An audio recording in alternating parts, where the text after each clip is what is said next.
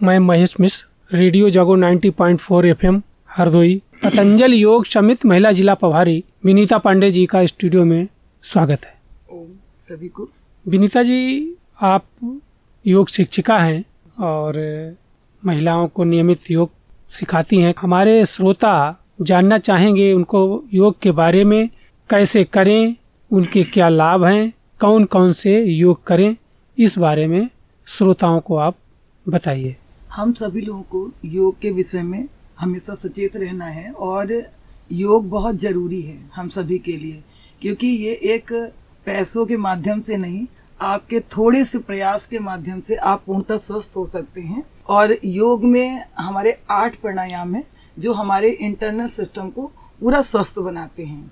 कौन कौन? ये 8 प्राणायाम, पहला हमारा होता है भस्त्रिका, जो हमारे हार्ट से संबंधित समस्याओं को दूर करता है, और दूसरा है कपालभाति, तीसरा है बाह्य प्राणायाम त्रिबंध के साथ, चौथा उज्जाई, पांचवा अनुलोम विलोम, भ्रामरी, उद्गीत, ध्यान। इस तरीके से 8 प्राणायाम हमारे हैं जिनको हम रोज करते हैं और करना चाहिए आप सभी लोगों को। भस्त्रिका प्राणायाम है, इसके बारे में हमारे श्रोताओं को बताएं, कैसे करें और उसके क्या लाभ है। जी, भस्त्रिका प्राणायाम का मतलब है लंबी गहरी सांस भरे और छोड़े, डीप ब्रीथिंग। तो लंबी गहरी सांस कैसे भरना है? एक लंबी गहरी सांस 2.5 से 3 सेकंड में भरें और 2.5 से 3 सेकंड में छोड़ें। जैसे नजदीक आगे दोबारा। ये जिसके हार्ट से संबंधित समस्या है वो धीरे धीरे करें और हर व्यक्ति को करना चाहिए। जो सामान्य लोग हैं वो मध्यम गति से करें, और जो ध्यान की तरफ जाना चाहते हैं और अपने हार्ट के सारे ब्लॉकेज खोलना चाहते हैं उनको तीव्र गति से भी करना चाहिए। कपालभाति जो दूसरा बताया, कपालभाति के बारे में बताएं हमारे श्रोताओं को। जी, कपालभाति बहुत ही अच्छा प्राणायाम है। ये अद्भुत प्राणायाम है। पहले आप हार्ट से संबंधित भस्त्रिका के माध्यम से, अब हम जो है पेट से संबंधित, जिसमें पेट पर स्ट्रोक एक लगाते हैं और श्वास भरने पर कोई भी ध्यान नहीं देते हैं, श्वास छोड़ने पर पूरा ध्यान देते हैं। जैसे तो इसमें हुक जब आप करेंगे तो उसी तरीके से प्रक्रिया होती है जैसा हम कपालभाति में करते हैं। तो पहले मुंह को खोल के ऐसे हुक हुक हुक, और फिर जब मुंह को बंद करके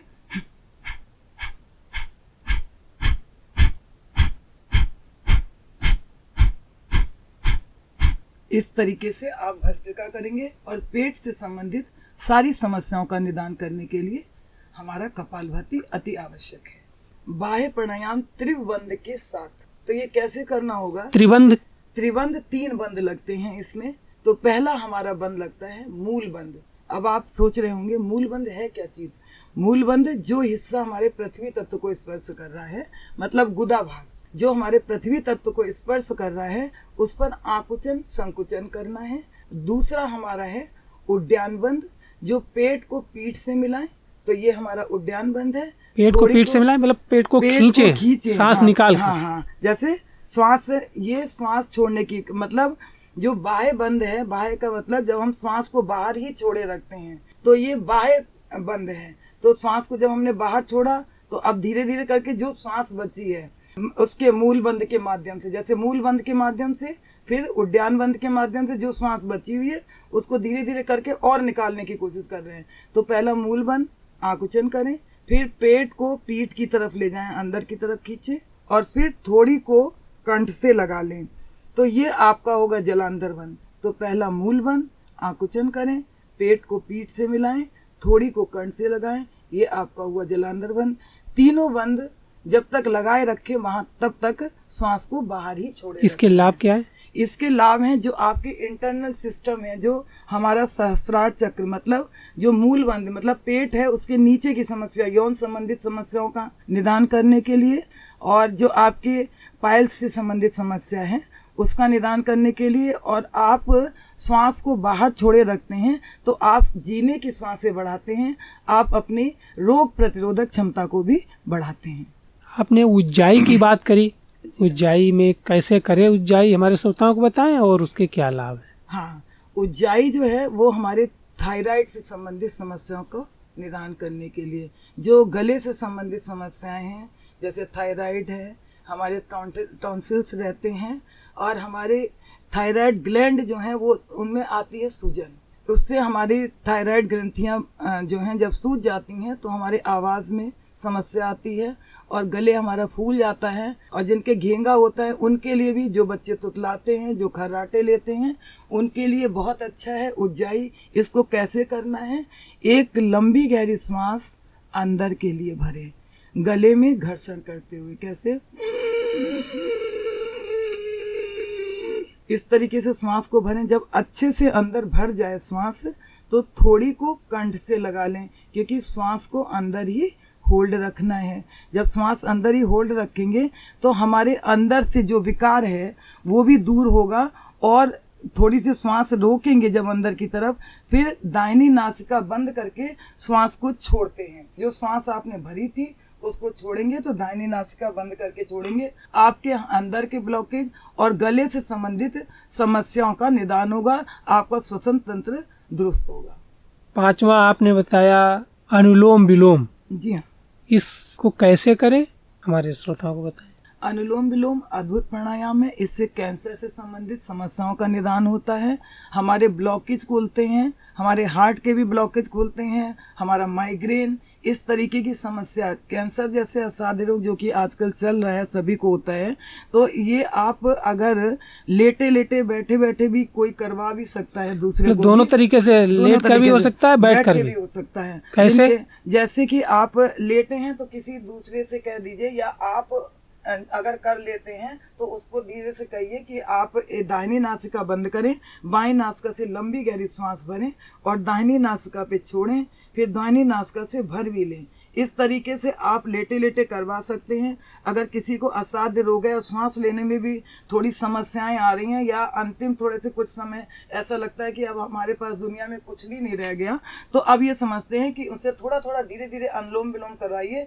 फिर जब तक डॉक्टर के पास जाते हैं, धीरे धीरे करवा के उसकी सांसें बैलेंस हो जाती हैं और आराम से वो आदमी वहां तक जा करके अपना फिर ट्रीटमेंट ले सकते। स्वस्थ व्यक्ति भी नियमित करे? जी जी जी, स्वस्थ व्यक्ति भी नियमित करे, और जिनको असाध्य रोग है वो आधा आधा घंटा करें। 15 मिनट तो सामान्य लोगों के लिए जरूरी है। जी, ये भ्रामरी के बारे में बताएं मेरे श्रोताओं। हाँ, भ्रामरी बच्चों के लिए भी अति आवश्यक है।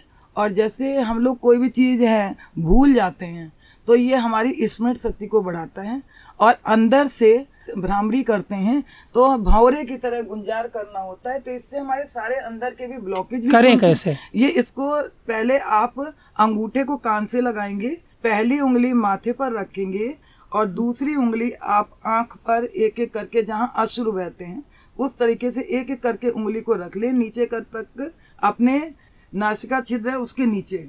तो इससे ऐसे करके, और फिर पहले ओम, पहले ओ करें और फिर वही ओम का उच्चारण अंदर तक जाएगा, फिर होंठ को बंद कर लेंगे, जैसे ओम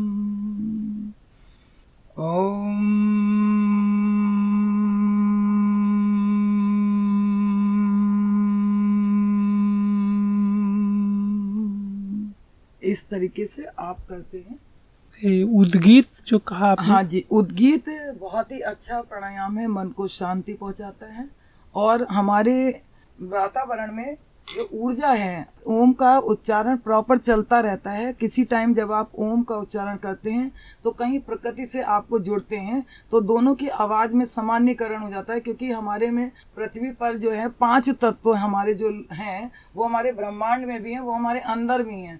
तो ओम के उच्चारण से उनका सबका सामान्यकरण होता है।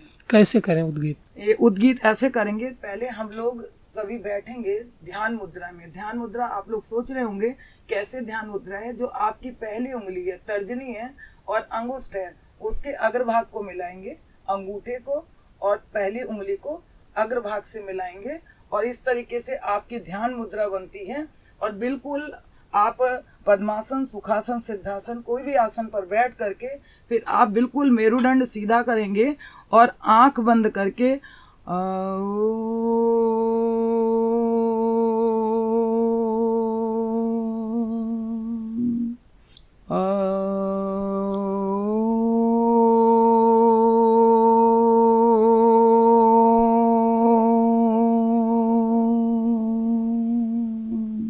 जैसे इसमें जो है आ, ओ और म 3 का उच्चारण होता है। तो आ का उच्चारण हम लोग मध्यम मंद स्वर से करते हैं, फिर आपका मध्यम स्वर, फिर आपका मतलब ऊपर का तीव्र स्वर।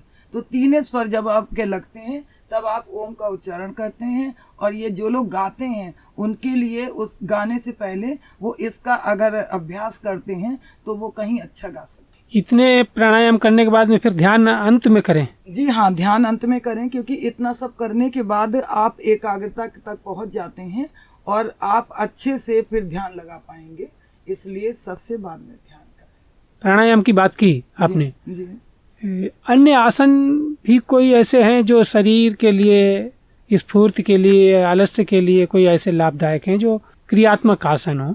जी हाँ, क्रियात्मक आसन भी ताड़ासन है। जैसे जो बच्चे मतलब छोटे हैं, उनकी हाइट नहीं बढ़ रही है, उनको ताड़ासन करना है। क्रियक ताड़ासन तो ये कैसे करेंगे, दोनों हाथों को ऐसे ग्रिप बना लेंगे और फिर जो है ऊपर की तरफ दोनों हाथ ले जाएंगे और श्वास भरते हुए उठेंगे और पंजे के बल अपने, और धीरे धीरे श्वास छोड़ते हुए नीचे की तरफ आएंगे। इस तरीके से जो बच्चे करते हैं तो उनको बहुत ही लाभ होता है और उनकी एकाग्रता भी बढ़ती है, बॉडी बैलेंस भी होता है और वो लंबाई भी उनको प्राप्त होती है। ताड़ासन तो बच्चों की लंबाई के बारे में बताया आपने। जी जी। और इसके बाद में मंडूकासन की जो बात करी आपने, वो हाँ, मंडूकासन जो है वो शुगर पेशेंट के लिए, जिनको इंसुलिन नहीं बनता है और वो बहुत ही ज्यादा परेशान है, तो उनको जो है मंडूकासन करना चाहिए। कैसे करें? आप सोचेंगे कि मंडूकासन कैसे करना है। पहले दोनों हाथों की मुट्ठी को बंद कर लें, अंगूठों को अंदर कर लें और नाभि के इधर उधर लगाना है, क्योंकि नाभि से टच तो दोनों हाथ नहीं कर सकते, तो नाभि के इधर उधर लगाएंगे और आप वज्रासन पर बैठते हैं। वज्रासन पे आप सोच रहे होंगे कैसे बैठेंगे, तो एड़ियों को खोल दें बाहर की तरफ और पैर के अंगूठों को पास में लाएं, तो एक गद्दी सी बन जाएगी आपकी। फिर आप बैठेंगे वही मुट्ठी बंद करके और श्वास छोड़ते हुए नीचे की तरफ झुकेंगे। जो अपने छाती को घुटनों से लगा सकते हैं वो लगाएं, और नहीं लग सकती तो कोई बात नहीं, प्रयास करेंगे और श्वास छोड़ते हुए नीचे जाएंगे और सामने की तरफ देखेंगे, श्वास भरते हुए ऊपर की ओर। इस तरीके से आप 2 से 4, 5, 6 आवृत्तियां करें। फिर जिनको शुगर ज़्यादा है वो जो है आधा आधा घंटे, कम से कम 15-15, 20-20 आवृत्तियां करेंगे। 100% उनको लाभ होगा और ये लाभ बहुत लोग ले चुके हैं, तो इसीलिए मैं आपको बता रही हूँ। भुजंगासन के क्या लाभ हैं और कैसे करें? हाँ, भुजंगासन पेट को कम करने के लिए है। तो पेट, जिनके पेट है, कमर है, उनको कम करने के लिए भुजंगासन करते हैं।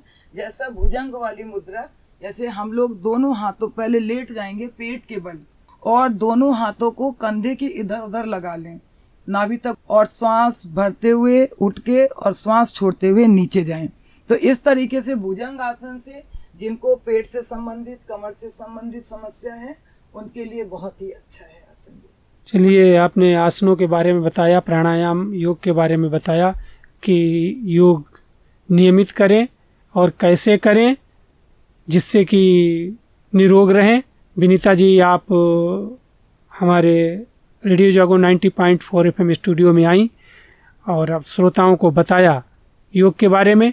आपका बहुत बहुत धन्यवाद। महेश भैया, आपका भी बहुत बहुत धन्यवाद जो आपने इस तरीके से हमको बुलाया और लोगों को जानकारी के लिए, और सुनने वालों को भी बहुत बहुत धन्यवाद। ओम।